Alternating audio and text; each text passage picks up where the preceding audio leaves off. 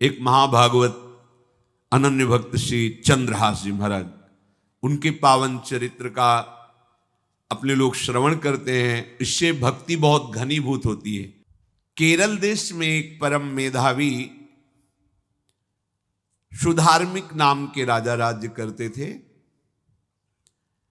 धर्म पूर्वक चलना, प्रजा का पालन करना और भगवान नाम जप करना, शास्त्र विधि से बिल्कुल कभी प्रतिकूल एक भी आचरण जीवन में नहीं किया।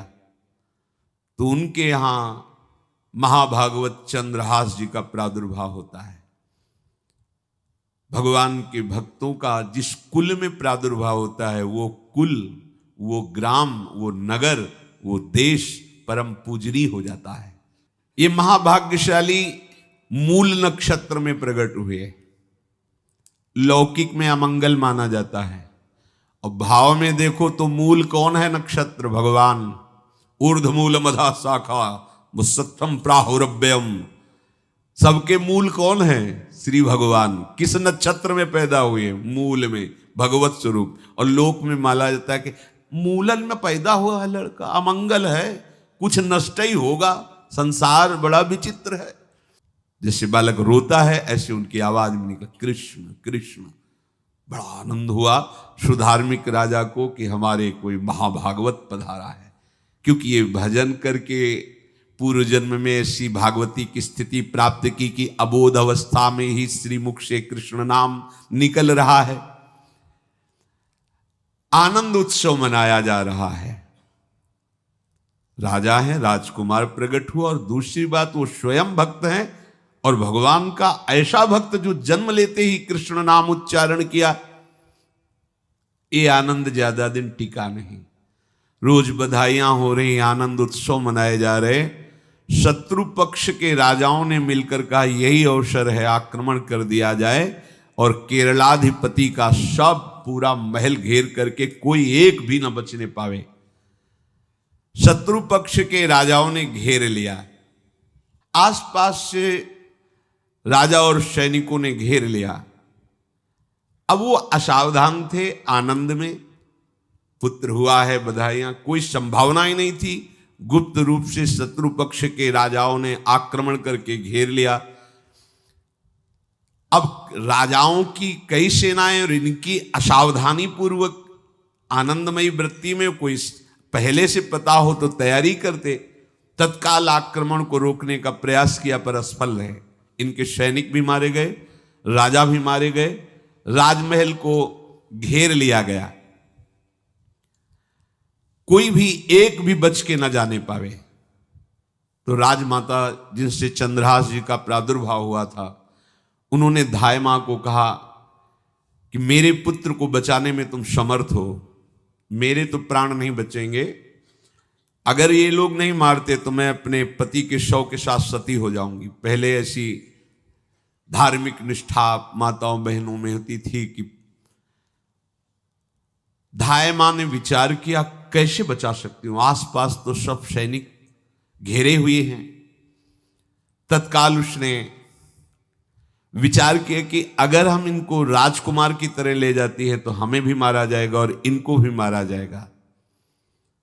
देखो कितनी विपत्ति जन्म लेते हैं।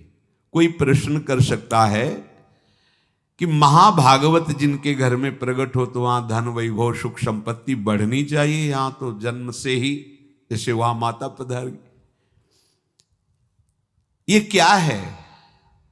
तो श्री भगवान स्वयं कह रहे हैं यस्य तुष्टो रहम पार्थ वित्तम तस्य हराम्यहम करोमि बंधु विच्छेदम सच कष्टेन जीवति। हे अर्जुन, मैं जिस पर बहुत प्रसन्न होता हूं, आप अपने ऊपर भगवान को बहुत प्रसन्न करना चाहते हैं, बहुत प्रसन्न करने में ये है, देख लो।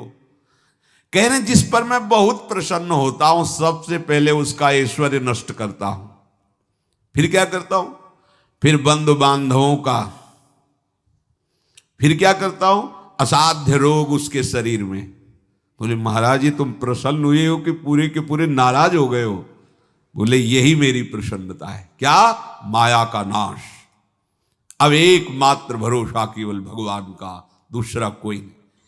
ये सबको पसंद नहीं आएगा। सब तो उस भगवान की भक्ति चाहते हैं कि अगरबत्ती धूप बत्ती तन मन धन सब तेरा स्वामी, क्या लागे मेरा। पर अंदर से कह रहे सब तन मन धन सब मेरा, क्या लागे तेरा। ऐसे तो चलेगी भक्ति। लेकिन कई बार सत्संग में पीछे धाम में कहा था कि भगवान को रिझाकर लोक मांगोगे तो चैन से रह लोगे, और अगर उनसे प्यार करने की बात मन में ठानी कि बस मुझे केवल आपकी आंखों में आंखों को मिला करके जीवन व्यतीत करना है, मुझे और कुछ नहीं चाहिए, तो फिर लाडले आपको दुशरिहा का कोई आश्रय रहने नहीं देंगे। ध्यान रखना, जितने दुशरिहा होंगे तो ये बर्दाश्त हो तो कदम आगे बढ़ावे। बहुत प्रसन्न हो जाओ ठाकुर हम पे तो कह रहे यस्य तुष्टो हम पार्थ वित्तम तस्य हराम में हम करोमि बंधु विच्छेदम सच कष्टेन जीवती। जितनी श्वासें रहेंगी भयंकर कष्ट मैं उसको व्यतीत करने के लिए दूंगा। ये दंड नहीं है, ये पुरस्कार है। अनंत जन्मों का हिसाब बराबर करके कहीं इसकी वृत्ति मेरे से हट न जाए, ऐसे घेरे में डाल के अखंड चिंतन करवा के सजयति जयति जग उच्चरे। जाको करत श्याम सहाई प्रथम वर्णो कृपा क्रम हो विषय मूल गवाई। कुल कुटुंब बल वित्त हीनो दीन के दुखदाई। आपने को करजु लीनो आप ही अपनाई। कह रहे हैं अब मैं वर्णन करता हूं श्याम सुंदर जिस पर कृपा करते हैं उस पर कैसा बर्ताव करते हैं। बोले सबसे पहले उसके विषय भोगों का नाश कर देते हैं। फिर दूसरी कृपा कोई परिवार का, कोई मित्र, कोई रिश्ते नातेदार उसकी तरफ देखेगा भी नहीं। फिर ऐसा दुख प्रदान करते हैं कि केवल एक भरोसा रह जाता है, एक भरोसा, एक बल, एक आस विश्वास, बस नाथ आपके सिवा अब हमारा कोई नहीं। बस वहीं से जो चमत्कार प्रकट होता है, त्रिभुवन में कोई उसकी समानता नहीं कर सकता जिस पर ठाकुर की कृपा है। पर इस कृपा को हजम करने के लिए इसीलिए संत संग किया जाता है कि पहले से वो तैयार कर देते हैं। जैसे आर्मी की ट्रेनिंग होती है ना, ट्रेनिंग के बाद भी बॉर्डर में लगाया जाता है, ऐसे ही संतजन ये ट्रेनिंग देते हैं। अब जो टिके तो टिके, नहीं तो घर बैठे जाके। और अगर टिक गया तो गुरु मेहरबान, तो चेला पहलवान, भगवान भी परास्त नहीं कर सकते। उसमें ऐसी सामर्थ्य आ जाती है कि हर प्रभु के द्वारा दिए गए विधान को हंस करके स्वीकार कर लेता है। और ऐसा नहीं कि उसको कष्ट होता है। ये लोक भाषा में भगवान कह रहे हैं सच कष्टेन जीविता।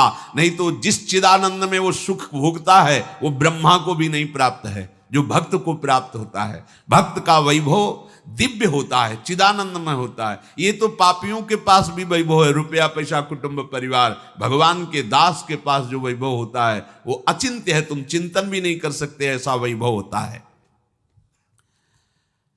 धाय माने सेविका का रूप तत्काल लिया, जिससे पोछा झाड़ू लगाने वाले, और कुछ दोने पत्तल डाले, उनके नीचे चंद्रहास जी को डाला, ऊपर से करके इसे माथे पे रख के निकले। सैनिकों ने पूछा इसमें क्या है, तो उनका राजघराने के दोने पत्ते जूठे दिखा। ऐसे नीचे किया तो देखा सब ऊपर जूठन पड़ा। हाँ चल निकल, जल्दी भाग यहां से निकल। बस वो भागी, बचा ले गई। वो कुंतलपुर पहुंची और वहां के जो मंत्री दृष्ट बुद्धि थे उनसे प्रार्थना की कि मैं सेवा कला में बड़ी प्रवीण हूं और ये मेरा पुत्र है, अगर आपकी कृपा हो जाए तो कुछ समय के लिए हम आपकी सेवा में, महल सेवा में रहेंगी और हमारे पुत्र का पालन पोषण हो जाएगा। उनकी परीक्षा ली गई तो राजघराने की सेविका थी, परम प्रवीण थी, पर उन्होंने ये परिचय नहीं बताया। विधि विधान से राज्य की सेवा में प्रवीण दासी पाकर उसको अच्छा लगा, ठीक है आप रह सकती है। अभी चंद्रहास जी 3 वर्ष के ही थे कि धायमा पधार गई और ये हर समय कृष्ण कृष्ण कृष्ण कृष्ण कृष्ण नाम इनके चलता रहता था। अब जो उनका दुलार करने वाली थी धायमा, वो भी पधार गई तो कौन उनकी तरफ देखे। पर बहुत ही गौर वर्ण, बड़े ही सुंदर।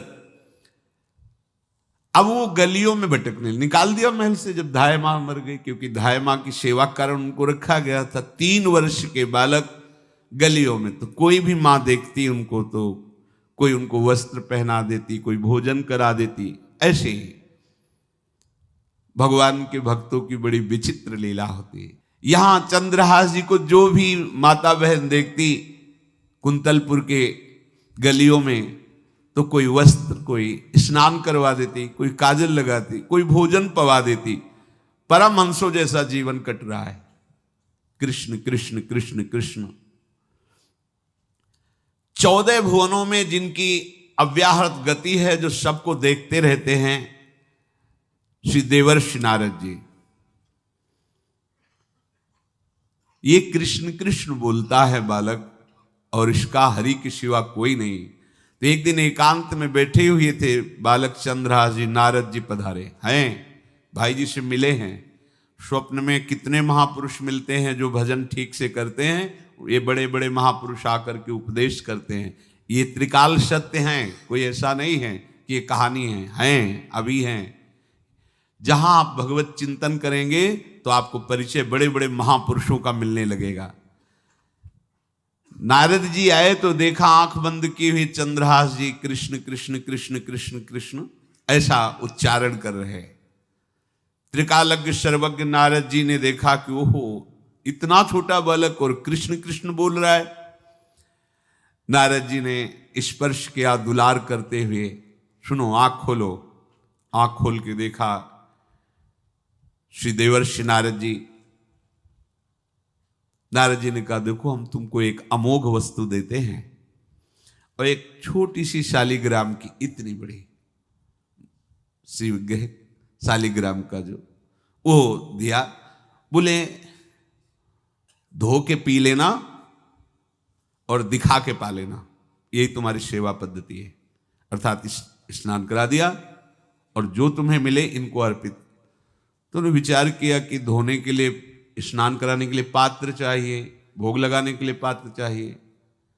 तो जैसे कोई पान की बीड़ी नहीं, तो ऐसे कपोल में शालिग्राम को रखे रहते, कोई पात्र ही नहीं, कोई सिंहासन ही नहीं। यही धुल गए, चरणामृत अंदर जा रहा, जब पाएंगे तो यही पा लेंगे, साइड में ऐसे करके फिर निकाल के धो। यहां कपोल में रखते छोटे से शालिग्राम चंद्रहास जी, और उपदेश किया भगवान के मंत्र का। जब कोई भगवत प्राप्ति के लिए चलता है तो भगवान ही गुरु रूप से प्राप्त होते हैं, वहां तक तुम्हें पहुंचा देते हैं या उन महापुरुष को आपसे मिला देते हैं। जब कोई भगवत प्राप्ति के लिए जहां चलता है तो ये भगवान अपनी तरफ से कृपा करते हैं। ये दृष्ट बुद्धि के जो महल में धाय माँ ने इनका आश्रय स्वीकार करवाया था, उसके एक पुत्र थे मदन जी, वो बड़े भागवत थे। और एक पुत्री थी जिसका नाम था विषया, वो बड़ी सुंदर थी, अभी छोटी अवस्था की ही थी। मदन जी का स्वभाव था भक्तों को भोजन पवाना। जो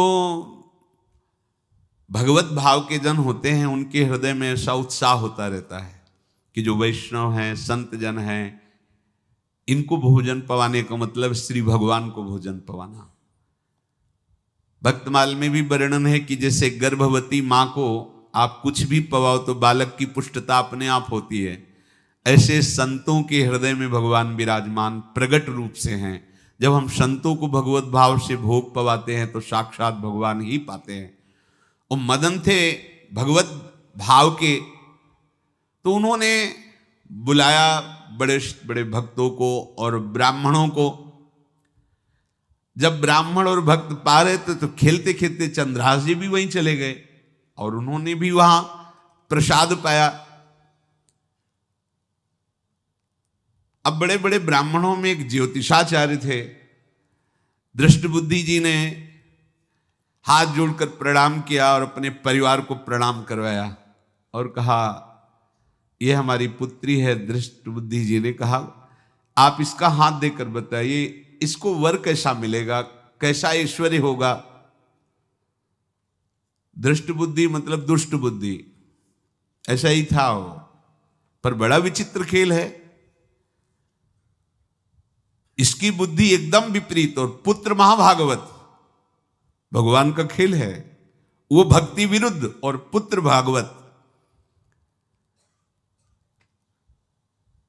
उन्होंने कहा वर, ऐसे दृष्टि डाली चंद्रहास जी वहीं पार, वो है इसका वर। वो इसे धाय का एक दासी का लड़का हमारी पुत्री का वर बने। बोले शायद आपने ध्यानपूर्वक रेखा नहीं देखी, वो हम देख लिए हैं, यही है तुम्हारी पुत्री का वर। दृष्ट बुद्धि ने विचार किया कि एक भिखमंगा हमारी राजकुमारी पुत्री का दूल्हा बनेगा।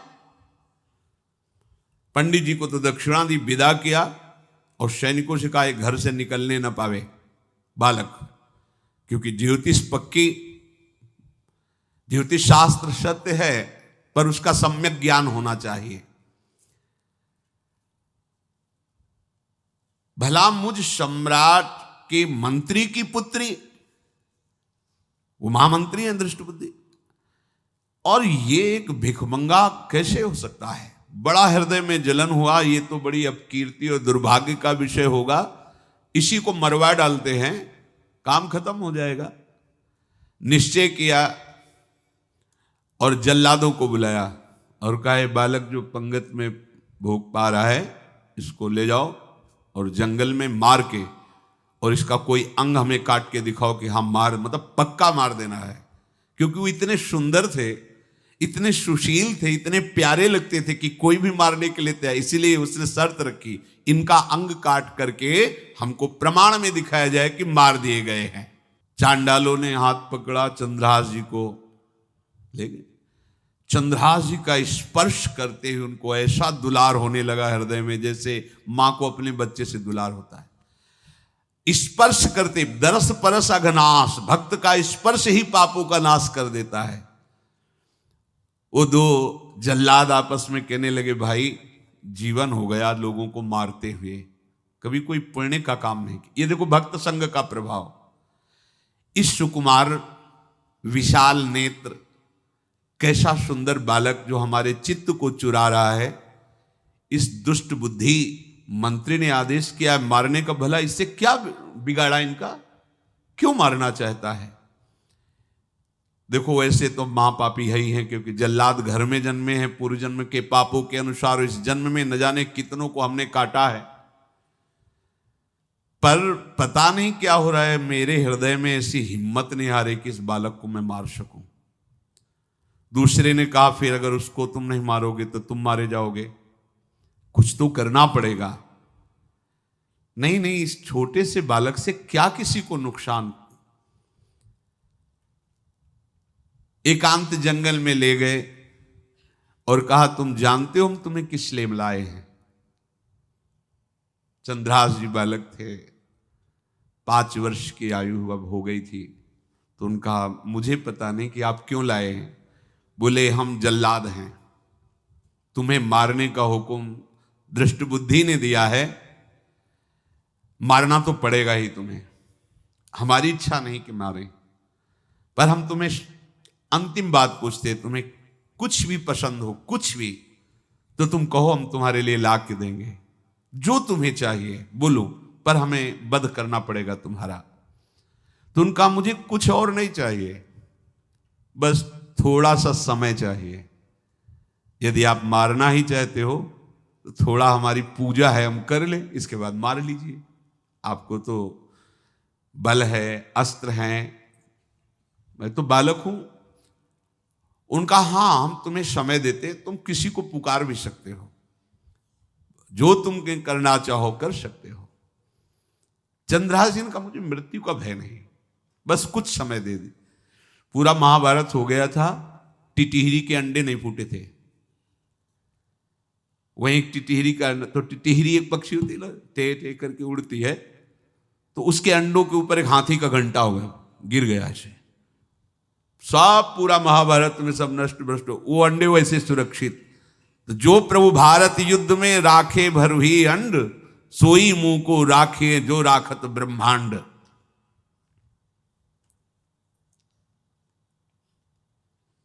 मैं तो अनाथ हूं, श्री कृष्ण के सिवा कोई मेरा है नहीं। मैं किसको पुकारूं? मेरा आश्रय तो एकमात्र वही प्रभु हैं। और निकाला शालिग्राम, यही सिंहासन है शालिग्राम का। भगवान के भक्तों की अपार महिमा है। क्या सेवा, वहां कोई पंचपात्र गंगा जल ये सब थोड़ी है, लेकर बस आंसुओं से अभिषिक्त कर रहे हैं। प्रभु मुझे तो कोई ज्ञान नहीं कि आपकी सेवा कैसे की जाती, मैं तो अपने मुख में ही आपको रखता हूं। अब मेरे जीवन का अंत होने जा रहा है, बस मैं यही प्रार्थना करता हूं कि मैं आपके ही समीप पहुंचूं, आपका ही स्मरण करूं, आपसे कभी विलग न हो, एक भी वृत्ति आपसे कभी विलग न जाए। श्याम सुंदर मुरली मनोहर ललित त्रिभंगी ध्यान करते हुए आंख खोली और इशारा किया, काट दो मुझे। जल्लादों ने जब देखा आंसू चल रहे हैं ऐसा, वो बैठ गए अस्त्र रख के और कहने लगे, भाई तुम मुझे मार दो, भले भले वो दृष्ट बुद्धि मुझे, मैं इस बालक को नहीं मार पाऊंगा, मेरी हिम्मत नहीं। अब कुछ भी हो, मेरा वध हो जाए, पर मैं इस बालक को, गिरे मुरझाई दया आई कछु भाए भरे, ढरे प्रभु और मति आनंद शोभिनी है, हुती छठी आंगुरी सो काट लई दूषण हो, भूषण ही भयो जाई कहीं सांच चीनी है। जब नेत्र का इशारा हुआ कि वध कर दो, तो जो बधिक मारने के लिए आए हत्यारे थे वो आनंद से एकदम प्रफुल्लित हुए और कहा, मैं नहीं मार पाऊंगा तुम्हें। तो एक ने कहा, देखो एक उपाय मुझे दिखाई दे रहा है, इस बालक में विशेषता तो है ही, पर इसके पैरों में देखो, बाएं पैर में एक छठी अंगुली भी है, किसी किसी को होती है। गांव में तो कहते हैं छंगू या छंगा, जिसे होता है ना गांव में, और ये छंगा मतलब 6 अंगुली के। बोले इसको अगर काट लेते हैं तो प्रमाण भी सत्य, जिसकी कसम खवाएगा मैं खा लूंगा कि ये चंद्रहास जी के है, और मैं मार दिया। और कौन इस बालक को ढूंढेगा, जंगल में छोड़ देते हैं, अपनी तो सामर्थ्य नहीं। बधिकों ने, जल्लादों ने ऐसा ही किया और जाकर अंगुली दिखा दी, मैं बालक का वध करके आ गया हूं। उनको यह कि लाखों बार इन्होंने वध किया तो संशय का कोई रिश्तेदार थोड़ी है, वो तो बालक है, उसको मारने में क्या, हाँ ठीक है मार दिया गया। अब वो जो चले गए तो अंगुली जो कटी थी उससे रक्त प्रवाह हो रहा है। कृष्ण कृष्ण जगन्नाथ वासुदेव जनार्दन, हे कृष्ण हे जगन्नाथ हे वासुदेव हे जनार्दन, ऐसे नाम उच्चारण करते हुए मूर्छित हो रहे हैं चंद्रहास जी। वो छोड़ करके जल्लाद चले गए। चंद्रहास जी भगवान का स्मरण कर रहे हैं, तो जितने जंगल के मृग हैं वो सब मंडलाकार घेर के ऐसे। एक हुमा नाम का पंछी होता है, अगर उसके पंखे की छाया पड़ जाए तो चक्रवर्ती सम्राट का वैभव प्राप्त होता है।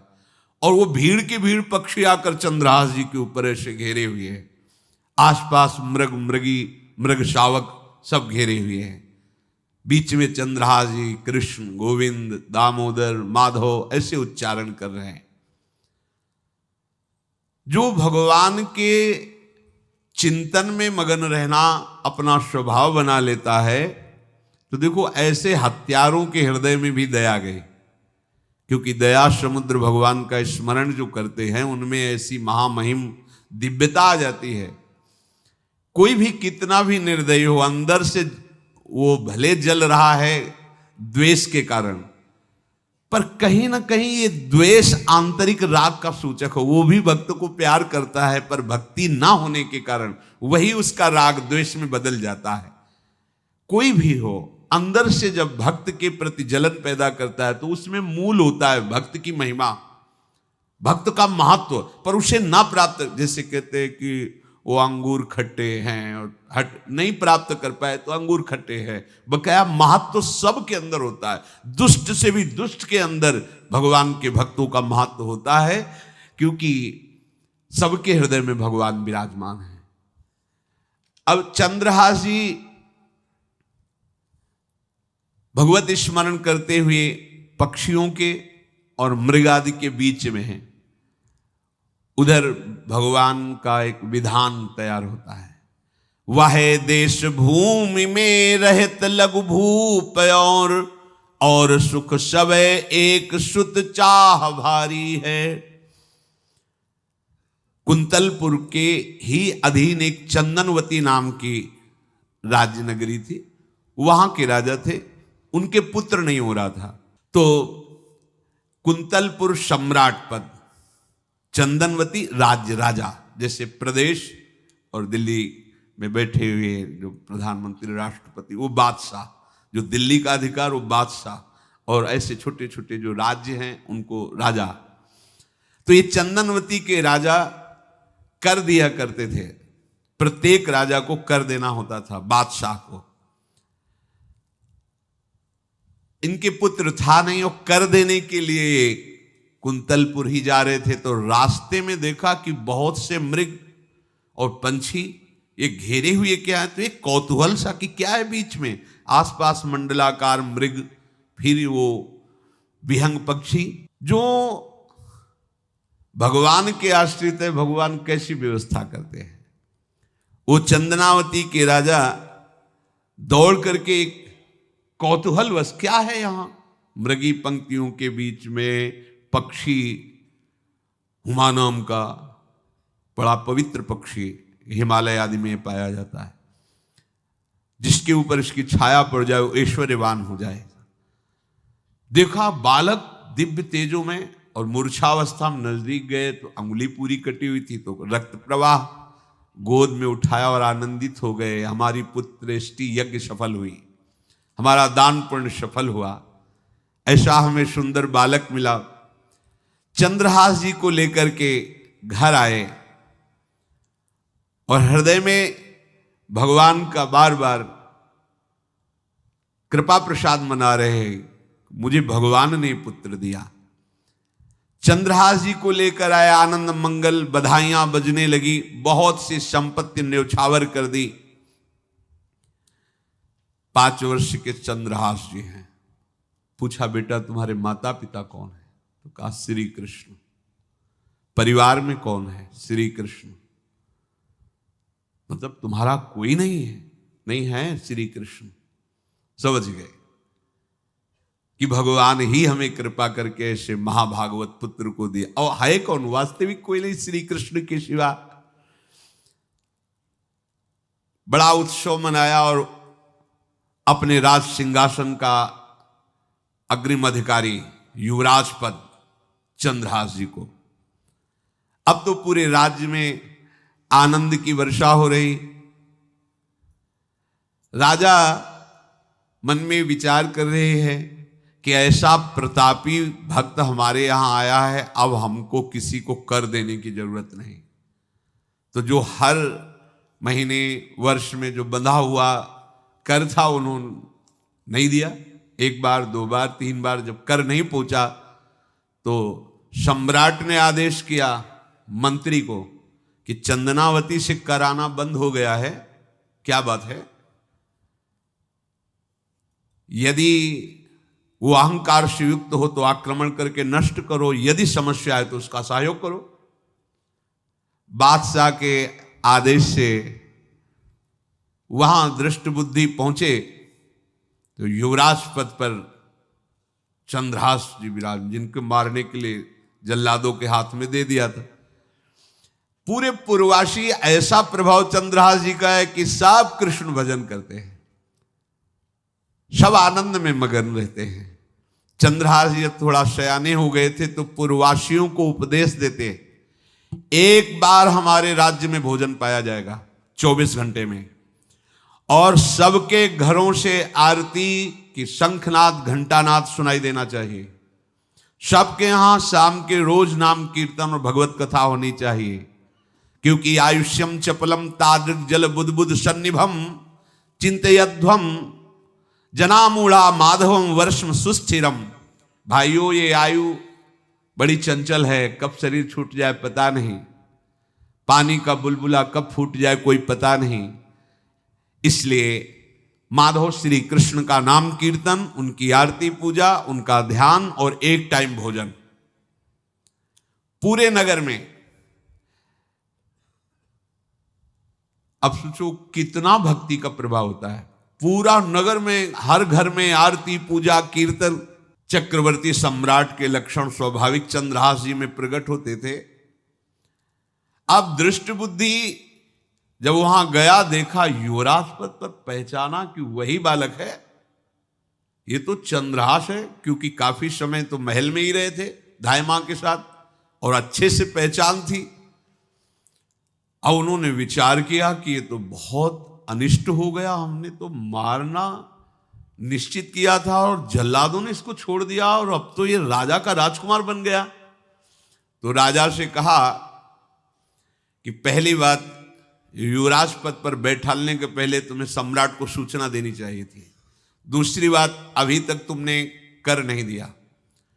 जानते हो कि अगर सम्राट का भाव बदल गया तो एक क्षण में तुम्हारे राज्य को नष्ट कर दिया जाएगा। तो राजा ने हाथ जोड़कर, चंद्रावती के राजा ने कहा, महाराज आप ही अब हमारी रक्षा कर सकते हो। तो उसकी दृष्टि चंद्रहास पर थी, इसको मरवाना है, क्योंकि पंडित ने बताया था यही पति बनेगा। अरे तो अब तो आनंदित होना चाहिए कि अब तो राजा बनेगा, अब तो बढ़िया है। लेकिन चंद्रहास जी को यदि आप सम्राट के पास भेज देते हैं और सम्राट निश्चित प्रसन्न हो जाएंगे चंद्रहास को देख के, तो वो तुम्हारे इस अपराध को क्षमा कर देंगे। युवराज पद दे दिया और भेंट नहीं दी, कर नहीं दिया महीनों से, तो ऐसा करो चंद्रहास जी को भेज दो। राजा ने स्वीकार कर लिया। और पहले लोग बिल्कुल धर्म से चलते थे, कहीं भी अधर्म का लेश नहीं। एक चिट्ठी लिखी दृष्ट बुद्धि ने और चंद्रहास जी से कहा खोल के पढ़ना नहीं, मेरे पुत्र मदन को देना जाके, और मदन तुम्हें फिर आगे का कार्य सम्राट से मिलाना, माफी करवा देना, ये सब करवा देगा, पर ये चिट्ठी तुम रास्ते में खोल के नहीं देखना। और वैसे भी किसी का पत्र खोल के देखने का धर्म नहीं कहता। अगर कोई पत्र दे तो ये नहीं कि इसमें क्या लिखा है, नहीं, या तो हिम्मत नहीं है, इतनी धैर्य नहीं है तो मत लो। अगर धैर्य है तो हाथ में लेकर जहां तक पहुंचाना है वहां तक पहुंचा दो, नहीं तो वो कार्य ही मत लो। ये अधर्म है कि आप बीच में उसको खोलकर पढ़े। पहले लोग बहुत धर्मात्मा होते थे, एक एक बात धर्मयुक्त होती थी। चंद्रहास जी को चिट्ठी दी, चंद्रहास जी ने पत्र को अपनी पाग में खोस लिया और कुंतलपुर के लिए चले। अब इनका किशोर अवस्था में प्रवेश हो चुका था। एक सुंदर कुंतलपुर के बाहरी रमणीय बगीचा था, वृक्ष बहुत सुंदर सुंदर, पुष्पवाटिका भी, बड़ा मनोरम लगा। घोड़ा बांध दिया वृक्ष में और पहले सरोवर का बड़ा निर्मल जल होता, जल पिया, हाथ मुंह धोया, थोड़ी देर भगवान का ध्यान करते रहे वृक्ष के नीचे और फिर लेट गए तो नींद आ गई। भगवान बड़े कृपालु हैं। जो भगवद आश्रित होता है त्रिभुवन में कोई उसका अमंगल नहीं कर सकता। अपनी सहेलियों के साथ दृष्ट बुद्धि की वही राजकुमारी जिसके साथ इनका ज्योतिषाचार्य ने कहा था यही पति होगा, वो अपनी बहुत सी समान वयस्क अवस्था की जो किशोरियां थी उनके साथ वो, और ये राजवाटिका थी, इसमें घूमने के लिए आई। तो घोड़ा देखा तो उसने कहा यहां किसी का घोड़ा कैसे आ सकता है, हमें लगता है कोई यात्री इसमें प्रवेश कर गया, उसको पता नहीं होगा कि राजवाटिका है। वो अपने सहेलियों के साथ घूमते हुए उसी वृक्ष के नीचे पहुंची। जा चंद्रहास नौ किशोर अवस्था, और जो भगवान का भजन करते हैं उनमें एक विशेष आकर्षण होता है जो साधारण आदमियों में नहीं होता। वो कैसा भी रूप हो उससे मतलब आकर्षण होता है, ऐसा लगता है इनके समीप बैठे रहे, इनको देखते रहे, इनकी बातें सुनते रहे, उनमें भगवत आकर्षण होता है। आंख मुंदी हुई शोर है, देखते ही पूर्व विधान के अनुसार उसका चित्त लुट गया। इतना सुंदर नौ किशोर अवस्था, आसपास देखा तो सखियां खेलने में लगी थी। पाग में एक चिट्ठी सी दिखाई दी तो झुक करके चुपचाप ऐसे नौ किशोर अवस्था में चंचलता भी होती है, चिट्ठी खोल करके देखा तो वैसे ही रूप माधुरी में आसक्त हो गई थी। पूर्व संस्कार से आकर्षण भी हुआ। इसने संस्कृत में लिखा था विस्मस्मयी प्रदातव्यम त्वया मदन शत्रुवे कार्या कार्यम न द्रष्टव्यम कर्तव्यम खलु में प्रियम। मदन पुत्र, उनके नाम था मदन। अय मदन, बिना कुछ विचार किए इसको विष दे देना जाते ही। क्या उचित है क्या अनुचित ये तुम्हें नहीं सोचना, मेरा प्रिय करना, मेरे आदेश का पालन, जाते ही से विष दे देना। पत्र, उसने देखा वो पिताजी की बुद्धि खराब हो गई, ऐसे सुंदर नव किशोर को विष देने की बात लिख दी। अब उसे बड़ा दुख हुआ कि पहली ही दृष्टि में, अभी तो इन्होंने आंख खोल के हमें देखा ही नहीं, और इनको इस सोई हुई मुद्रा में देख करके मेरे प्राण समर्पित हो गए, मेरा चित्त समर्पित हो गया। चलो, जब मेरी सखियों के नाम पुकारे जाते, हेमलता शशिकला आदि, तो मुझे चुभता था कि मेरा नाम पिताजी ने विषया क्यों रखा है। आज सार्थक हो गया, मेरा नाम सार्थक हो गया। काजल लगाई हुई थी, एक सीख से ऐसे काजल लिया, और एक संस्कृत में आ बनता है ऐसा, ऐसे, बस ऐसे कर दो तो विषया हो गया। अब उसका अर्थ बदल गया। हे मदन, उचित अनुचित का विचार छोड़कर जाते ही इसे विषया प्रदान कर दो, ये मेरा प्रिय कार्य होगा। विषया पुत्री भगवान है, जैसी हो भवतव्यता तैसी बने सहाय, आप ना आवे आप परताई तहां ले जाए। तो ओ पत्र वही खोस दिया, और ये सुख हुआ कि तो जाएंगे भाई के पास ही ना, तो घर में ही तो जाएंगे, वहां इनकी इस प्रसन्न मुद्रा में बातचीत करते हुए मैं इनको देखूंगी। ये भगवान का विधान होता है। चंद्रहास जी उठे और पूछते हुए मंत्री के घर पहुंचे, और मदन ने जो ही कि चंदनावती से पिताजी ने इनको भेजा है, ये वहां के राजकुमार हैं, हृदय से लगाया। चंद्रहास जी ने कहा आपके पिता ने पत्र दिया है। उन्होंने पत्र पढ़ा, विषमस्मयी तो विषयास्मयी, विषय तुरंत बिना विचार किए ब्याह कर दो, दे दो, क्योंकि लिखा है प्रदातव्यम त्वया मदन, अभी इसी क्षण जहां ये पत्र मिले, उनका जो आ गया, सुबह शीघ्र शुभम शीघ्र, बुलाओ पंडित को।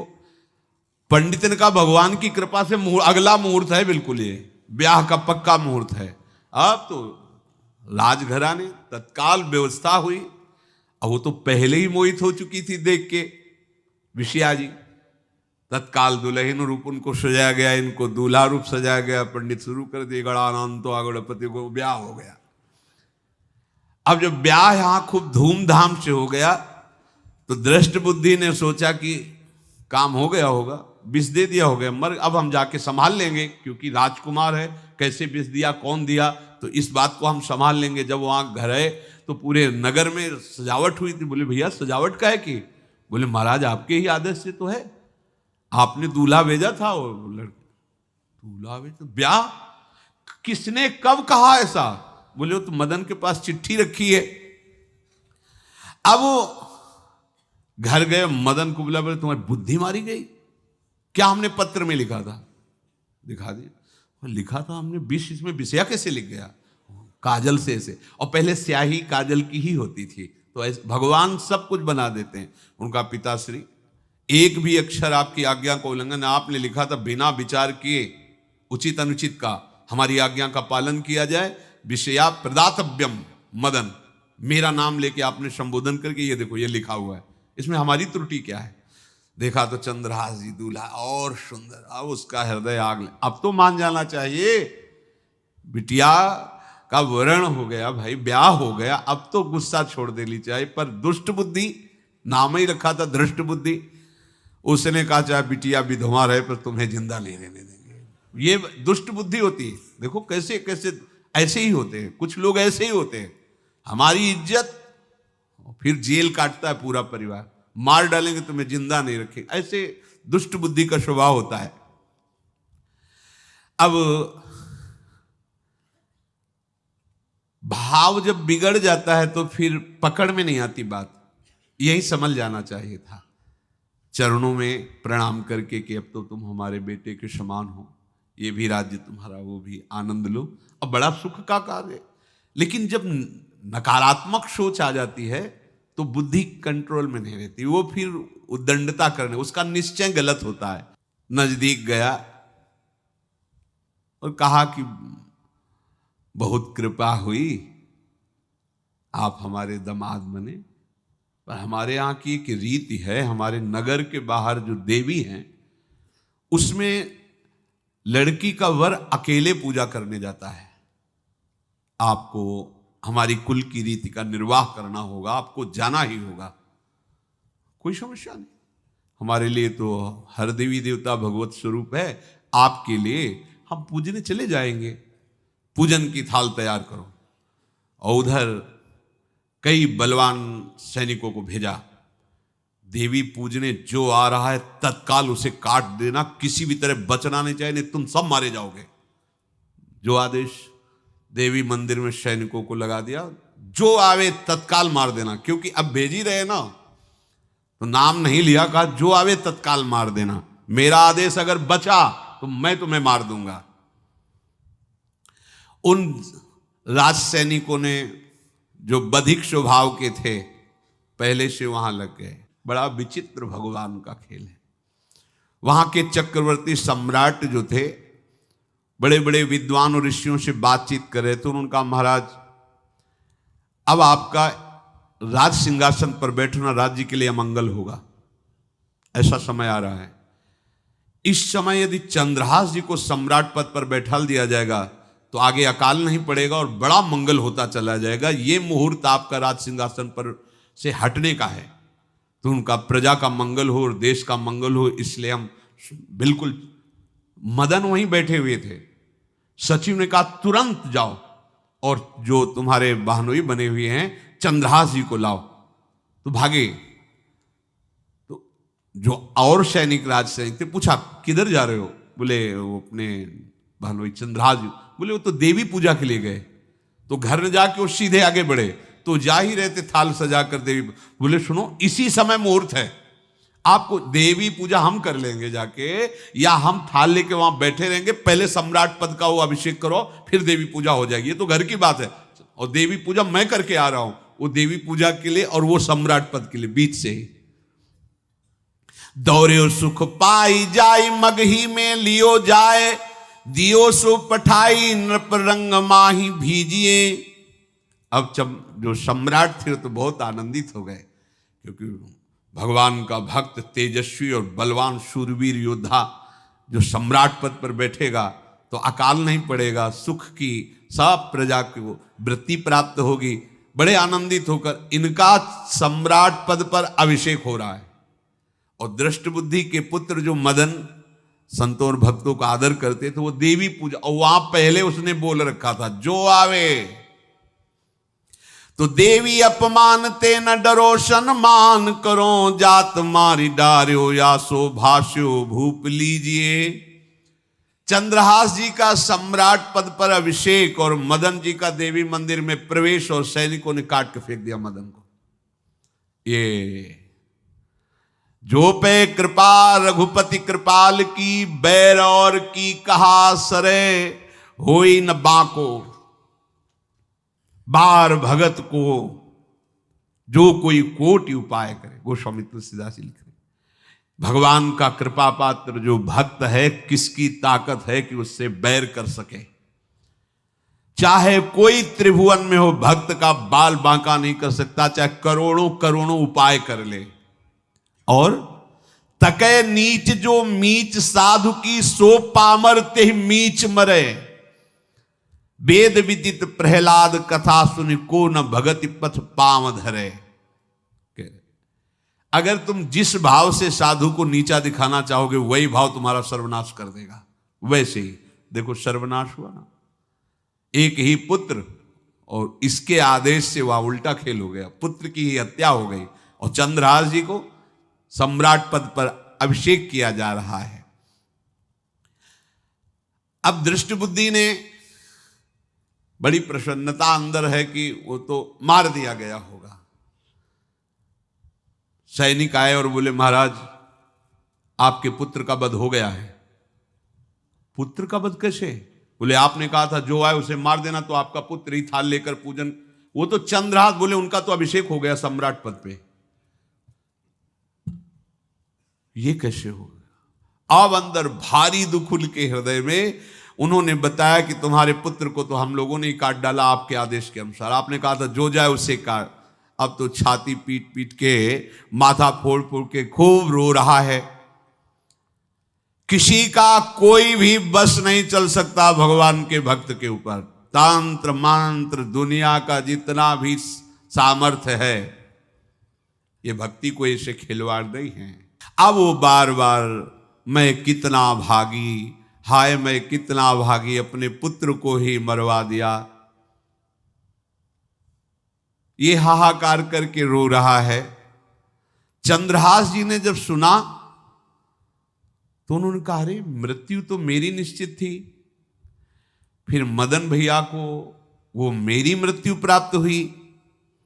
नहीं नहीं, ऐसा नहीं हो सकता, मैं अभी जाता हूं। वहां गए, देखिए सब कटे, अंगों को रखा, भगवान का ध्यान करते हुए स्मरण करते हुए से हाथ फेरा, उठ के बैठ गए। अब ये घटना तो उनको पता नहीं थी, दृष्ट बुद्धि को उन्होंने खोपड़ी फोड़ करके अपनी हत्या कर ली।